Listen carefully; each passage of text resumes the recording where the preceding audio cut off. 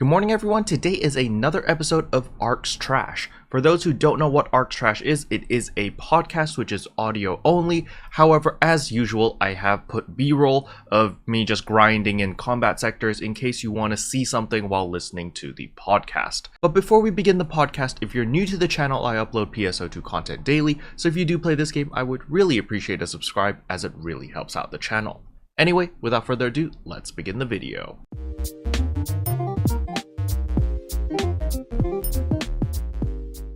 Good morning, everyone. Welcome to another episode of Arks Trash. Today, I have special guest Wyverian with me. Wyverian, would you like to introduce yourself? Hey, I'm Wyverian 4G, or just Wyverian, and I primarily make Monster Hunter content on YouTube.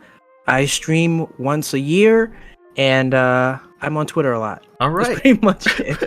Pretty good introduction right there. So, first of all, we got a link information about you on PSO2.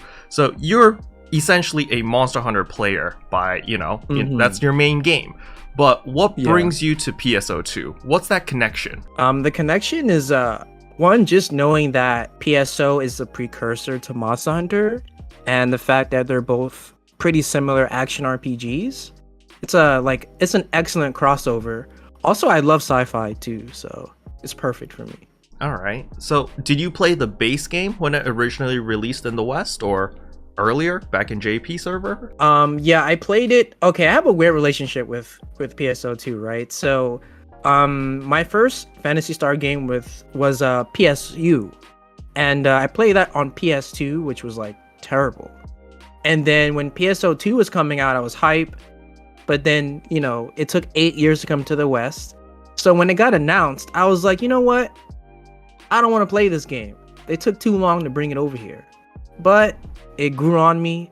I played it when it first released here, and I got hooked. I was addicted. Now I love it. When PSO2 originally released in the West, what were your initial thoughts during the first month or two of PSO2, the base game?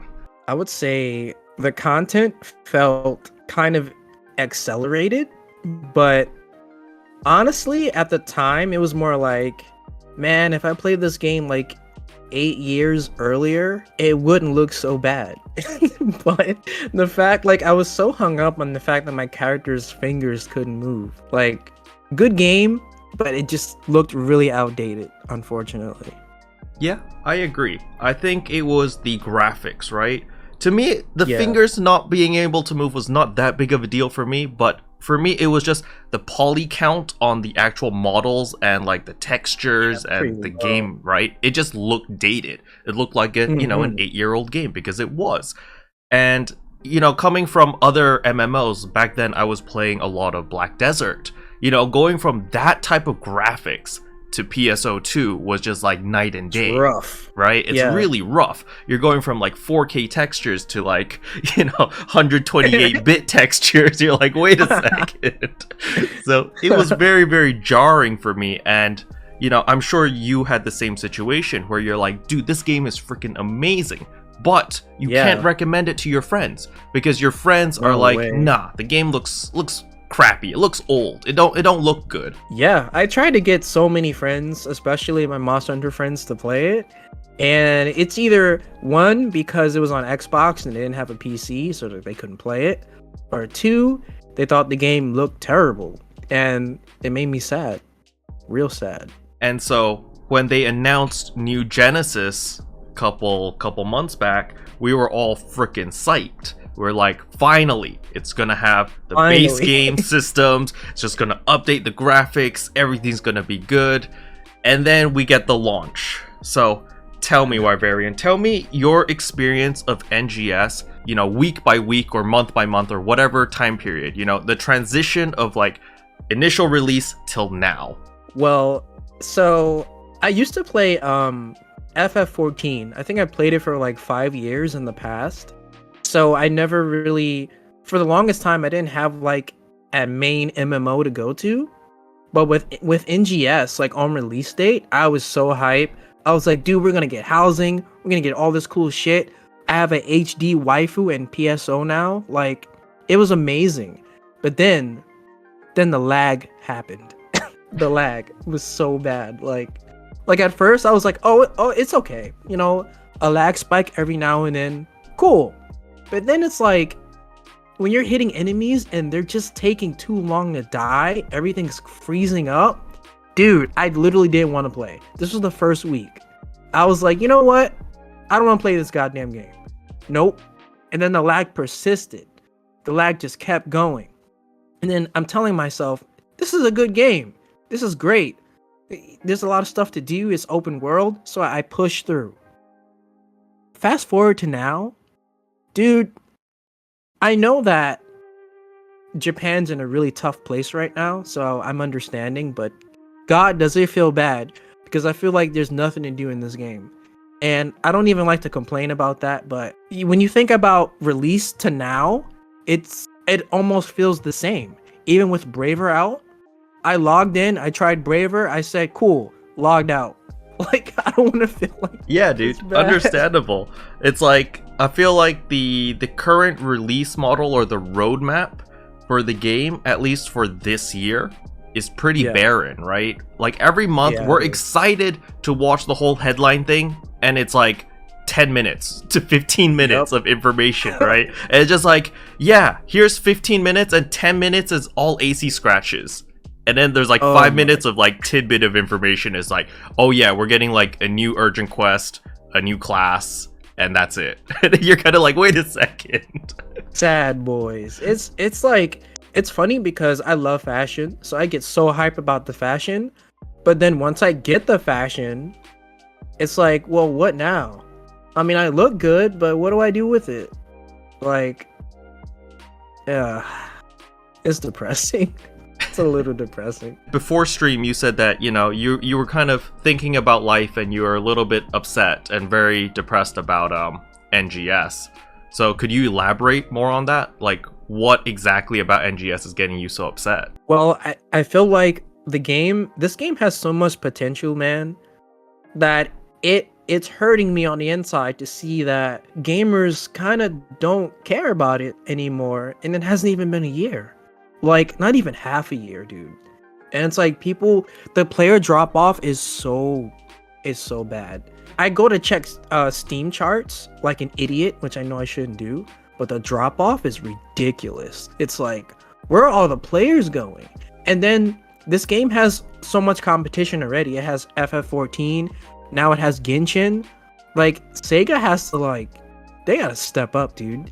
Not only that, but the current director for this game, why is the director for this game the episode 5 director that almost killed the game? Like, does that make sense, Sega? Just saying. It's sad. It's I totally agree there. I don't understand on why they would take such a big risk. It's like, the episode 5 director, he has a bad track record right now, right? He nearly killed the game back in the base game, which was, you have so much content in that game, and you somehow nearly killed that, right? And now NGS, the official release, you get the same guy to direct that. It's such a huge gamble. I don't understand their thought process there, but that gets me excited for the future of NGS. So let's say that they change the director. Let's say they get the episode 6 director to continue on from December onwards, with a new desert area, blah, blah, blah. You played a lot of Genshin Impact. Have you gotten to the whole Inazuma area yet? I haven't gotten there yet, but I have gotten to the second city, which is the Chinese-based city. Yes, it's beautiful, dude. Like, this game is absolutely beautiful. I love it. Exactly, that's good. Like, that feeling, that feeling when you just left Mondstadt and you get into Liyue, the music changes, the ambience, the environment, everything is just new and fresh, right? Yes, it feels like it gives me the same feeling that Breath of the Wild gave me when exploring, except it's better because it almost never ends. It's amazing. It's exactly. Crossing my fingers and touching wood, I'm hoping that when the new director steps in, that is the feeling we're gonna get with the new area. Is, everything's gonna be fresh, everything's gonna be new, we're gonna have a crap ton of content to do, and that's what I'm hoping for. But I know for a fact that at the earliest, until December, we're just gonna be in this drought. of what we currently have. And since you just started Genshin, you're still in the honeymoon period. But as for me, I started Genshin on day 1 release, and I've been playing Genshin ever since till now. And there was a drought period in Genshin. There was almost a 6-month drought period where there was no real content, because we had Mondstadt and Liyue, and we had those 2 areas at release. So there wasn't any new zones until Inazuma, which was literally 2 weeks ago. So we didn't have much to explore, because you know, how long did it take you to get to Liyue? Honestly, it only took, now that I think about it, it took 3 days. Right? And so imagine we had a year, and they added new content and more events and stuff here and there, and added new regions and stuff. But I mean, it wasn't a big permanent continent like how Inazuma is. It's just bam, here you go, new continent, explore, go get your primo gems, do whatever you want. So we had that content drought, but a lot of people don't see that. Because a lot of people are like yourself, you heard about Inazuma, you heard about all of this new content, the hype, and you tried Genshin for the first time, and you're like, holy crap, there's so much content. Because, because the game had time to develop all of that content. So we can also use the same perspective to look at NGS. Now, there is something that I can be very critical about New Genesis, though, is when Genshin Impact released the initial game, it had a good 1 to 2 weeks worth of content for the hardcore players.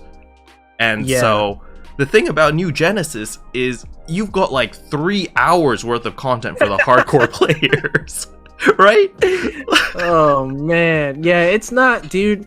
I was stretching it out, man, only because the game was my honeymoon phases are pretty long, so it's everyone's already dropping off the game, and I'm like, dude, this is fun. What are you talking about? But then it hits me, and I'm just like, you know what? I'm bored. This is boring. I don't want to do this anymore. Yeah, for sure. That is something that I try to avoid, because I don't know about you, but I am very easily influenced by other content creators or friends around me, right? And so when they are talking about, the game sucks, I'm not having fun, blah, blah, blah, if I hang around them for a longer period of time, that influences my thought process too. So even though I was originally having a ton of fun, just because I keep hearing them saying that, there's no content, it sucks, blah, blah, blah, it kills my fun or my sense of fun. I'm just like, oh shit, man, they're right. There is no content. Dude, that's how I am too. It just takes a while to hit me. But it happens. Exactly. And then you're just like, God dang it, dude. Then you don't have fun anymore. And then I go into the same state as what you had just earlier today, where you're just like, crap, my favorite game has nothing to do. And then you feel bad and you go into depression because you have nothing to do. You want to play the game, but you can't because there's no content. You know what's funny? It's I'm thinking about all of my content creator friends, you included, with the release of this game, and I even see Anamana. When I saw Anamana pull up with FF14, I was like, something's wrong. Something's wrong. Anamana's playing 14. What is this? I know, this is not happening. It's crazy. And then the craziest part is a lot of people watch my videos, Anamana videos, all the other content creators. They come to watch us for PSO2. And in the moment we switch a game, simply because, we can't force content, right? At the end of the day, my viewers have been cracking jokes in the comment section all the time. They say that my channel has more content than NGS because I'm grasping at straws here, I'm pulling content out of thin air to just talk about, because at the end of the day, you've only got this much content that the game has to offer, and I'm just stretching it out. And that's all I can do, because people come to me because they want to see NGS content. And the moment I make Genshin Impact or I cover a different game, people get mad people legitimately are just like, Carol, what the you know hell? Why are you doing a gacha game? What is this bullshit? And I'm just like, man, what do you want me to do? There's no... I can't make up any more videos about NGS right now. I need a break. I have to cover something else, right? That's hilarious, because I feel that with Monster Hunter Rise. That game, it sold so well, and the game is a great game, but it's like, okay, like I said before, Japan's having issues over there. That's fine. So the game released kind of bare bones, but it's like, it's a base game. It's a base Monster Hunter game. What do you expect, right? But I feel like because of how Monster Hunter World was handled, like we always was having content, a stream of content all the time. So it's like, even with our event quest, we had the Witcher event, all that cool stuff. Rise doesn't have that shit. Like, we got the Okami quest. All you do is like go around the map and collect parcels. Like, it just doesn't. It's like regressing. Like, yeah. So I understand why everyone's so like pissed off, because this game, it feels good to play, but it's like there's nothing to do. Like, where's the content? And for me, I'm like, I don't even know what to talk about with this game anymore. No one wants to play it. Like, should I do like speed runs or something? No one's gonna watch that either. So it's like, it's so hard. So I've never played Rise. I do have a Nintendo Switch, but I've never played Rise because you know, I haven't even beaten Iceborne yet. So I'm very slow on Monster Hunter. And the thing is, the first Monster Hunter I ever played was World. That was my first taste of Monster Hunter, and I really enjoyed World because, you know, it felt different. It looked different compared to like what I saw the old Monster Hunters, you know, on like different. The 3DS and stuff, right?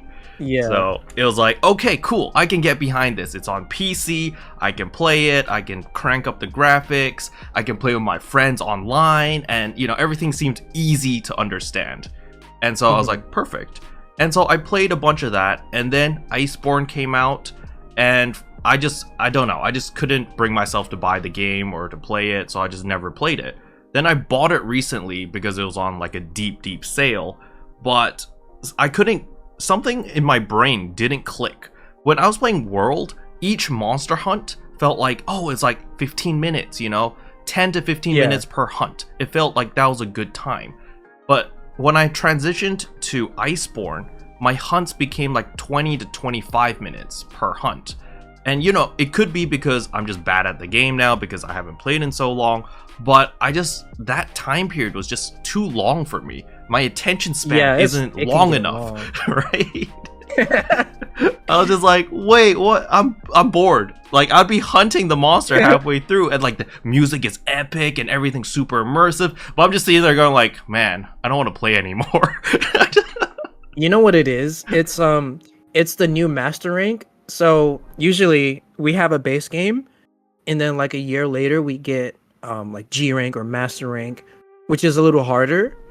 So usually when you're first starting a new rank, it feels harder and like the hunts feel longer. But if you stick with it, eventually at end game, like you'll be taking out a Rathalos in like 10 minutes, 5 minutes. Yeah. But the problem is getting there though. That's the problem. Yeah, I agree. I think that's the steep learning curve, right? Because you gotta stick with it in order to get the gear. And once you have your base gear for master rank, then everything gets much smoother, right?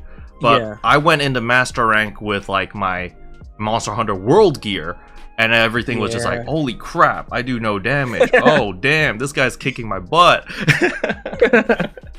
Oh man. Yeah, dude. But, you know, let's go on a tangent over here. I want to talk about Genshin. What are your thoughts about the game so far? Okay, so like the reason why I stood away from Genshin for so long was, one, if something's like mega popular, I'm just gonna tune out because I kind of don't want to hear about it, like, because I hear it everywhere. Not that I hated the game always looked good, but it's like it's also a gacha game, and I already play PSO2, so I need to like have some money in my pocket. But with NGS being so barren right now, I said, okay, I'll try it. And dude, it's like the hugest revelation, because I play Breath of the Wild religiously sometimes, right? So this game is literally waifu simulator Breath of the Wild, and it's amazing, and it's free, with a catch, but it's free. And I don't know how long I'll play it, but knowing me and my attention span, I might stick with it for a couple of years. I really like it. Even something as simple as like the eating system, the food. Like in Breath of the Wild, if Link gets injured, all you gotta do is open your menu and scarf down some apples, right? Mm-hmm. But in Genshin, characters get full, so you can't spam it. You have to use your brain. Like, that's amazing to me. So, I gotta ask you the big money question. How much money have you spent on Genshin already? Okay. Let's see. So I bought Primo Gems the first time I played. I bought the $30 pack. Okay. And then yesterday I bought the $50 pack. So I'm spending money. But just like in PSO2, I'll well for like a month, and then I'll stop for maybe like 2 or 3 months. You know, just so I don't like destroy my wallet. But I do like to well in these games sometimes. I do think if I like the game, I think the devs deserve my goddamn money, so take it. All right, so here comes my next question. You spent $80 in the game so far. What did you spend it for? Who did you pull for? Let's see. I didn't get the characters I wanted. I only have one 5-star character, and that. Okay, I don't know all the characters' names yet. It's okay. Just describe them. Okay. She's the short girl that uses cryo. Chi. Yes, she's my only 5-star character. But I got the punk girl that you don't like. I saw your video today. You say you don't like it. It got disliked so much. Everyone was like, "How could you hate Xingyan, dude? What the hell?" Oh, no. I got her, and I was really hype about that. And who else did I get? I have a lot of characters actually for like spending $80. But I don't have any of the newest 5-star characters. I don't have, and I don't have D-Luke either. I want D-Luke. Okay, so you want D-Luke. Yeah. Who else did you want? Oh damn it! What's her name? The newest cryo user who uses swords like a katana. Ayaka? Yes, that character I want. Like, I really want that character. So, do you know how the whole banner system works yet? Like, in the Genshin? pity system. Yeah, the gacha system. So, like, it's a little bit like PSO2. So I'm gonna link this to PSO2 now, so the audience is actually like thinking that we're talking about PSO2. But so the banner system in Genshin Impact is you have a permanent banner and then you have a featured banner. So the permanent banner is always the same, right? You've got the same characters in that pool, you got the same weapons, and you can just keep pulling that indefinitely if you want characters in there. So in the permanent banner, there's like Jean, there's D-Luke, there's Chi-Chi, there's Kaching, and there's Mona. So those are the five-star characters in that banner. Permanently always available there. And then you have featured banners. Featured banners rotate every 20 days or 21 days. And there are special characters there that you can only get during that time period. So, for example, that Cryo girl that you wanted, Ayaka, we have to wait until she gets a rerun before you can pull for that character again. So she's gone. You can't get her anymore until she comes back on the next featured banner. And Rip. At the current banner, we have Yoimiya, which is like the fire archer girl. And so if you don't pull for her, then you're gonna have to wait until her banner gets a rerun. And so this is the business model of a gacha game. The game tries to give you a little, like, pressures you into FOMO, right? You're gonna miss out if you don't get this character, right? Because you don't know when this character is coming back. So you're like, crap, I either swipe my credit card now to buy this character, or I skip it. And this is where I like to chime in about self-control. Like, Genshin Impact is a free-to-play game, yes. It can be played fully free-to-play, but just understand that you cannot get every single character free-to-play. If you want every single new character that comes out, you need to pony up the money. And that's just how the gacha game, how the business model of Genshin Impact is. Now we gotta transition over to PSO2 though. PSO2 or New Genesis got a lot of inspiration from Genshin Impact. For example, the red boxes that we break for the star gems, that has the same copy paste system as Genshin Impact, where you open chests, you solve puzzles, and you get primo gems, which is the premium currency used to summon your characters, or the gacha system. And in New Genesis, it has the exact same thing. It's red boxes, but the issue is it's not as extensive as Genshin Impact. Genshin Impact, you can't get from point A to point B without seeing like 50 different puzzles. It's just... Oh, dude, I always get sidetracked in that game. Exactly. Always. Like, have you noticed how Genshin Impact, because of the music, because of the game design, because of the level design, you're like, okay, I need to do the main quest. I need to get from here to here. And it takes you like 3 hours to get there because you're like, oh, treasure chest there. I want to go there. Then you get to that treasure chest and you're like, oh crap, there's something on that mountain. I need to go there. And you just explore. But the thing is, you're having fun in that 3 hours. Yeah, it's fun. Exactly, right? You're immersed. You're really having fun and you're having a good time. Even though you're not really doing much. You're kind of just walking around solving puzzles and opening boxes. But you feel like you've achieved a lot because you're rewarded amply. You know, you're rewarded really well. And in New Genesis, you're not. In New Genesis, sure, you have alpha reactors every day that respawn, but nobody cares about that. Everyone just opens up Rapid Burst. Oh, look, there's the map. Okay, point A, B, C, D. Okay, we're done. Log out. You know, there's no sense of wonder of like, wow, I want to go here, I want to go there, I want to explore everything, blah blah blah. And it sucks, man. It really sucks how they just copied like the bare bone system of the whole exploration thing, but they didn't flesh it out. You know what I mean? Oh yeah, you know what's funny? I think part of the problem is because of how how versatile we are at traveling in GS. That's part of the problem, because I know what I like about Breath of the Wild and even Genshin is you're required to climb and there's stamina, and you can't constantly use your glider because there's stamina. So you're encouraged to actually explore more and climb over mountains and whatnot. And in NGS, it's just walk. I can walk, kick on top of any mountain I want to easily, and just find anything. But it's like it's just not enough things to find with how easily we can explore. With like you know what I'm trying to say? Yeah, I get what you're saying, but I'm in the opposite camp. And what do I mean by that is whenever I go from NGS back to Genshin, I'm just like, God damn this stamina system. Get rid of the stamina system. I don't want this. Really? Yes, I freaking hate it. I want to dash forever. Like in New Genesis, running forever, being able to jump everywhere, having no fall damage, like that. Well, that does feel good, though. It feels good. It feels nice. Yeah. I just felt like, hey, maybe we should just get a bigger world, you know? Like, it's fine that we do everything faster. Just give us the scale big enough so that we can still run around and dash around whatever and do anything we want, but not make it feel like it's, you know, we're confined in a space, right? And that's what Genshin does really well. Now, you know, of course, Genshin has the stamina system, so you can't explore as quickly and you can't burn through the content as quickly, which probably is like one of their design mechanics.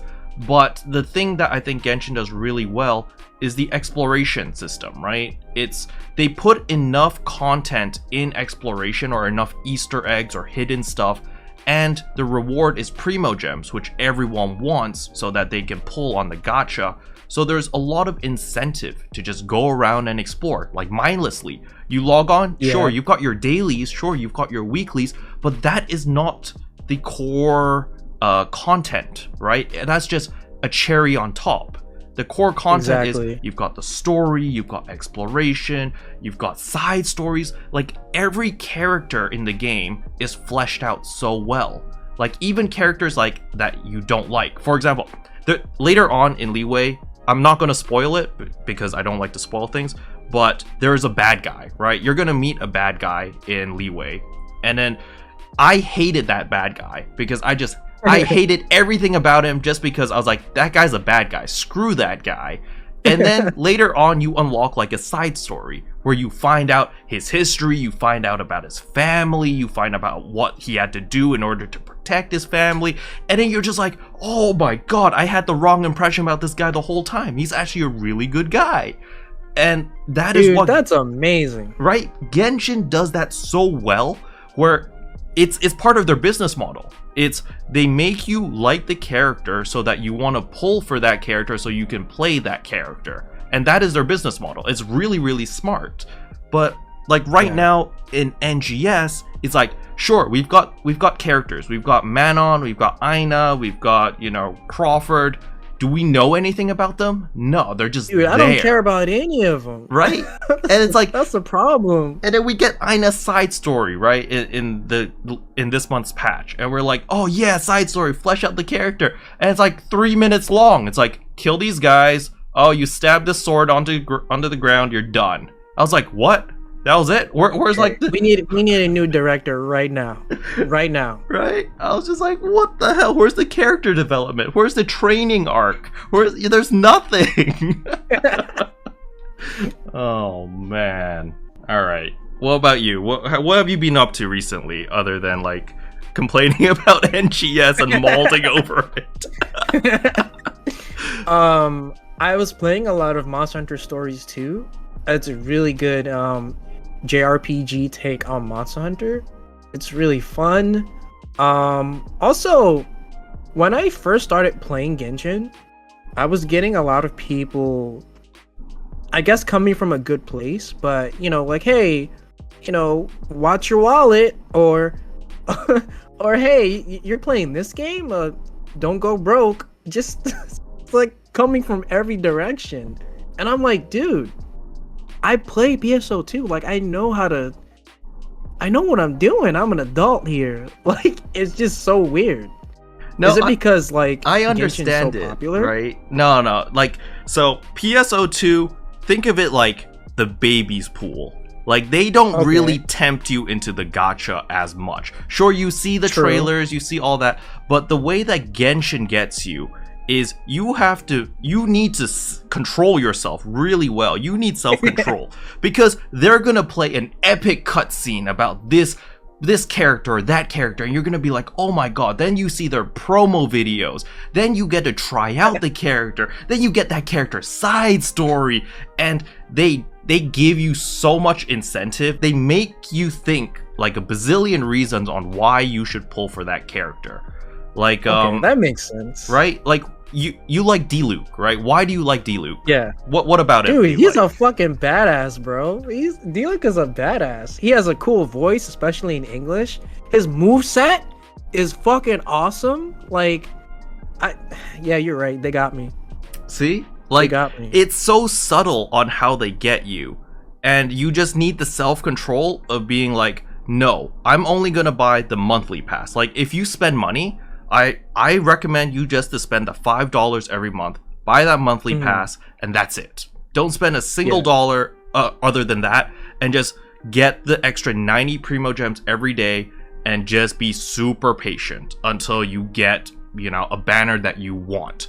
And you have to keep asking yourself, do I really want that character or not? And it's the impulse. It's really hard to control that impulse of being like, do I want that character or not? For example, like, you watched my video yesterday where I was like, Yoimiya is out. I've been saving Primo Gems for 3 months. I want her. And I go get her.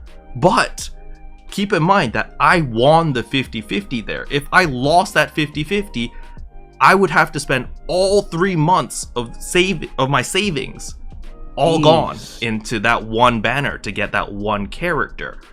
And that is how the free-to-play life, well, I mean, in my case, I'm like small spender. But if you were really free to play and you didn't even spend the $5 every month, that's like 4 months worth of spendings to guarantee you to get that one character. And so in 4 months, you're skipping like 8 character banners, right? In order to guarantee one, right? that amount of self-control. Not a lot of people have that self-control.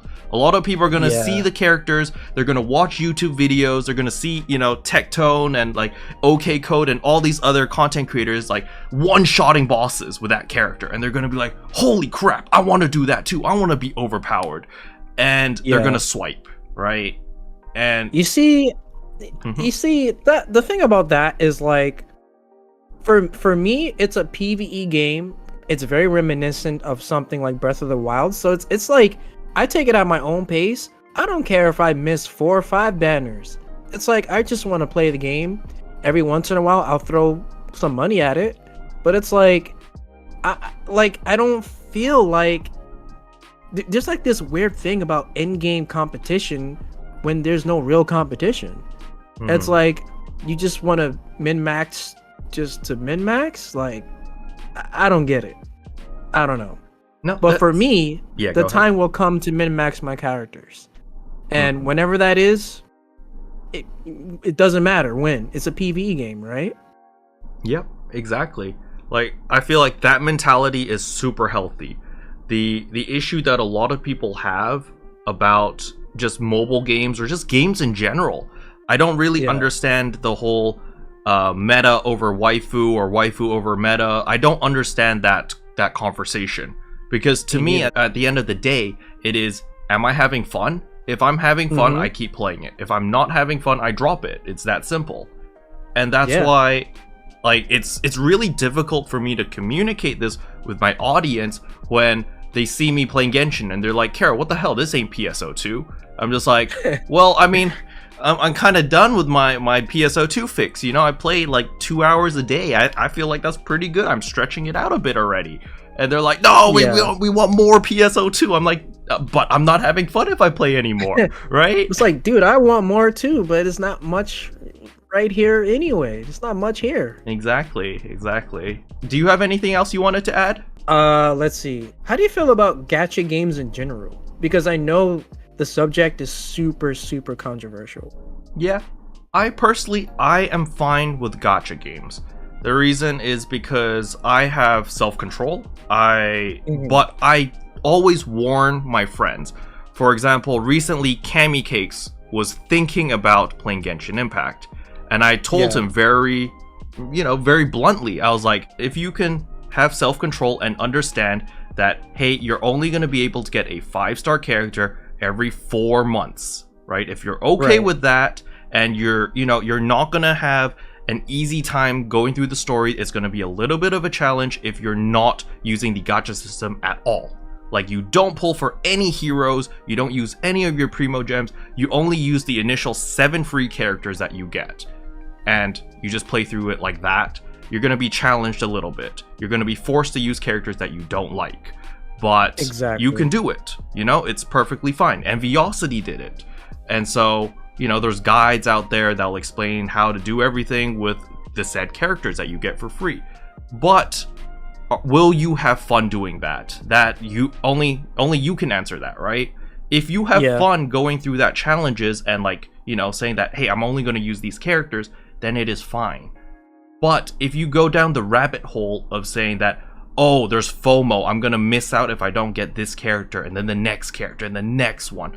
That is where gacha games get you, right? Yeah. And then the thing about Genshin Impact is it's very special in the sense that there's no PvP aspect. So it's very easy for a player to block out the FOMO, to be like, yo, I don't care. I don't need this meta character in order to go, to rank in the top 10% in PvP so that I get this premium currency or reward or whatever, right? Exactly. So that's why I think Genshin is great. The thing about Genshin that I personally really enjoy about is the story, the music, and just the entire atmosphere of the game. But it's a really relaxing RPG. Exactly. But the issue is, I have to warn everyone that it is a gacha game. It's a gacha game disguised as like a Breath of the Wild open world exploration game, right? And they disguise it really well.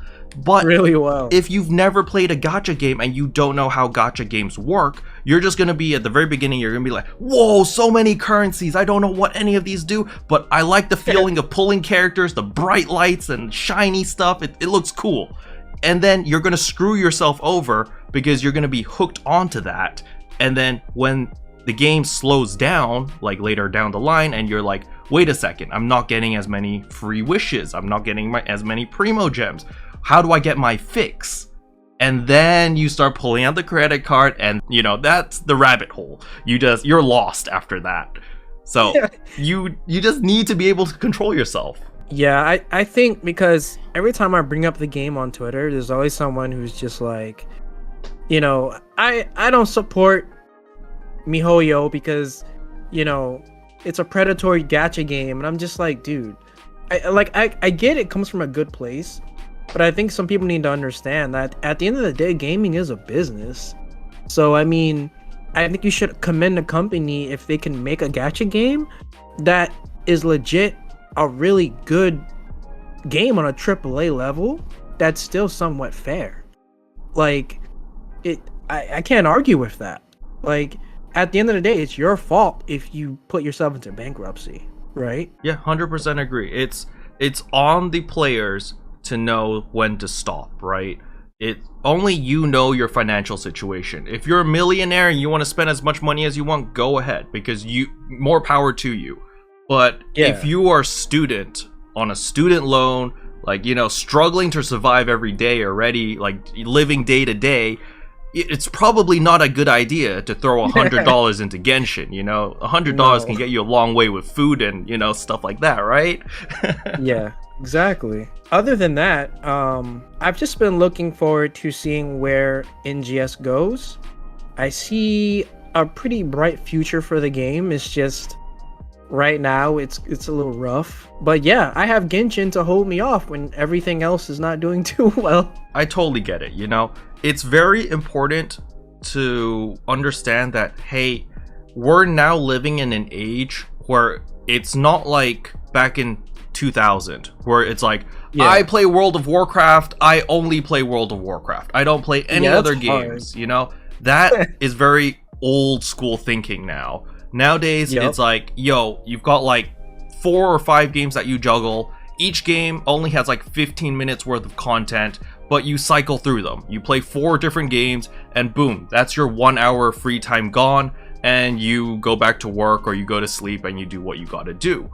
But it's very difficult for some people to understand or adopt that mentality because they're used to playing a single game or like 2 games where it's like, oh, if I want to play first-person shooters, I've got, CSGO, Valorant, whatever. And then, if I want to play like an MMO, I've got Final Fantasy 14, or I've got PSO2, or I've got like, we're very, you kind of stick with one type of game, especially with MMOs. And it's very difficult for people to detach themselves from that and be like, yo, I don't need to grind PSO2 for 5 hours a day or 2 hours a day. You don't need to do that. It's a weird tribalism kind of thing going on, because it's like, if I'm bored of something, like the only reason why I'm always playing Monster Hunter now is because I make content. Because before I started to do that, I'll play a Monster Hunter game for a few months, and then I'll put it down, and like I was hooked on Deep Dragon Ball Fighters in 2018, and I wasn't making a lot of Monster Hunter stuff then, so it's like World and Dragon Ball Fighters came out on the same day, right? Mm-hmm. So I bought both games, I played World to death, and then once I got tired, I said, I'm gonna play Dragon Ball now. And I practiced in Dragon Ball for months, went to tournaments and everything. Like, play other things. You don't have to stick to that one thing. Exactly. And I feel like if you do that, it's a lot easier to cope with the current situation, like the whole I love how Twitch chat is all like copium this, copium that, and like I've adopted the whole copium this word. I like it. If you play 15 minutes of Genshin Impact, because that's how long it takes you to do all your dailies. Maybe you're faster, but it takes me 15. And then I do my PSO2 dailies, which actually take like 10. But maybe if I stretch it out, I can do 15. And that's 30 minutes. then I can kind of figure out like, oh, do I want to watch anime? Do I want to watch, a movie? Or maybe I want to play a little bit more of PSO2 or Genshin, and that's it.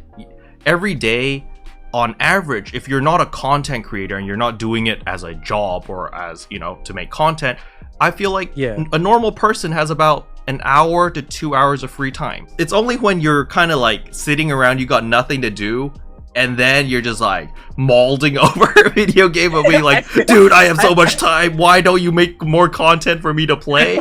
It's just kind of like, okay. Dude, I feel like everyone who does, not everyone, but I feel like a lot of people who do that either like don't have a social life or like they just like to troll on the internet, because I don't really see any in between. Because it's like any normal person, like when I was working a 9 to 5, like I'll go to work, come home, I'll play a game for a couple of hours and go to bed. And the next day, maybe I'll come home and watch The Office and then go to bed. It's like, it doesn't always have to be the same goddamn thing. I don't get it. I think it's part of the whole invested thing, right? People like to get invested into games. They like to see progression on characters because, especially in the current state of how the world is right now, there hasn't been any quote-unquote progression in reality. It's like, oh yeah, how has my social life been progressing? It's Twitter followers or likes or something, right? Because like just the world in its current state, a lot of people are stuck at home and they work at home as well. So you just have even more distractions and even more free time where you're like, even though, dude, I have so many people who work in IT or just like work at home and they're playing video games on the clock. And I'm just like, God damn it, dude. No wonder you guys are bored shitless, because instead of playing like an hour or 2 hours a day, you're playing like 5 to 6 hours a day.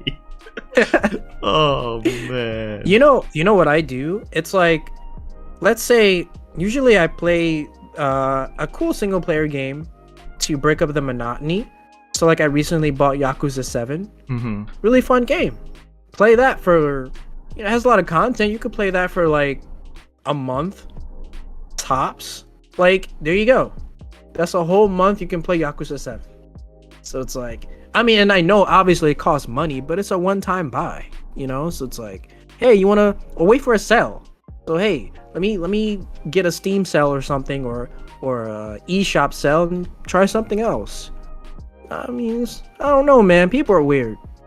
No, I mean, I'll bring in a little psychology into this, because I feel like the people who are outspoken the most about like their dissatisfaction about XYZ game are usually introverts, which are not very good at socializing. Like a lot of extroverts, like myself and probably yourself too, we jump into a video game and then we drag all our friends with us. And we're just like, yo, Back for Blood is out. Everyone hop on, let's play together. Let's, 4-man co-op, right? Yeah. And so we're fine with the whole single player aspect, because we play single player games to get away from our group of friends, because we're just like, I'm sick of you guys. You're too loud, too much, right? And you go off and you play your single player game and then you chillax. But a lot of players play MMOs or they play like online games because they don't have a lot of friends in real life, and they're like hoping that, oh, we're gonna play an MMO with other players in order to make more friends, in order to make a community for themselves. And because they're going into this game and they're burning through the content really quick because they don't have the social aspect, the only thing they're laser focused on is the content and progression and making their character stronger. Then from their point of view, they're like, yo, the game's holding me back. I want to be even better. I want to be stronger. There's nothing you can offer to me. Because their mental state, or at least, obviously I'm not talking about everyone, but for some people, it's like, if I am the best on the server, people will come to me and people will talk to me and become my friend, Dude, I have never thought of it like that. So this is like the psychology aspect of that. And I feel like these players are really, really loud on the internet. They're keyboard warriors, And it's just like, okay, man, I understand it. I get it. But what can we do? This is the state of the world.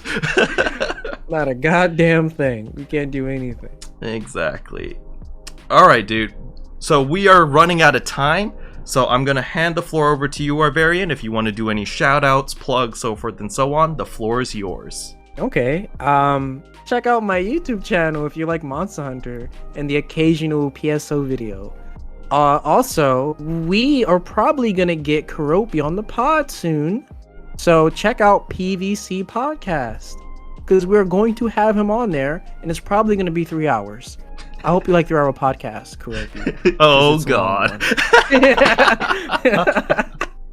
It's all good. It's all good. It'll be fun. It'll be fun for sure. Oh wait. One more thing. I live on Twitter, so if you want like a lot of shit post, just check me out on Twitter. Wyverian_MH. There you go. All right, perfect. All of those social links are in the description below if you guys want to follow Wyverian. But that is it for today's episode of Arks Trash. Thank you, Wyverian, for joining me. Thank you. Special thanks to all the members for supporting the channel. It really means a lot to me. Thank you again. And that concludes the 20th episode of Arks Trash. Hopefully you guys enjoyed it. If you did, I would appreciate a like and a subscribe. And I'll see you guys in tomorrow's video. Bye! Can I say except you're welcome for the heels